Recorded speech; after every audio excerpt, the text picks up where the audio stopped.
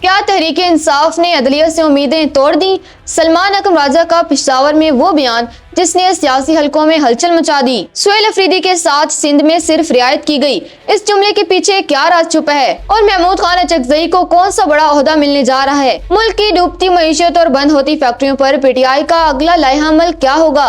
जानिए इस सनसनीखेज रिपोर्ट में। नाजरीन, पाकिस्तान तहरीक इंसाफ के मरकजी सेक्रेटरी जनरल सलमान अकरम राजा ने पेशावर में मीडिया से गुफ्तगू करते हुए रियासत और अदालती निजाम के खिलाफ एक सख्त चार्ज शीट पेश कर दी है।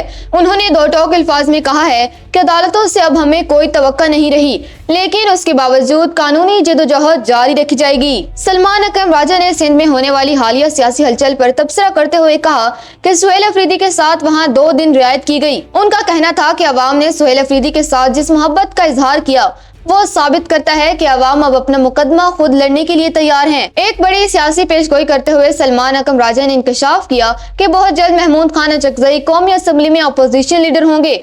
उन्होंने वाज़ेह किया कि पीटीआई आइन और कानून पर यकीन रखती है और तमाम तर रुकावटों के बावजूद अपना एहतजाजी हक इस्तेमाल करती रहेगी। मुल्क की सूरत हाल पर तशवीश का इजहार करते हुए उन्होंने कहा कि जुल्म के जरिए मईशत को आगे नहीं बढ़ाया जा सकता।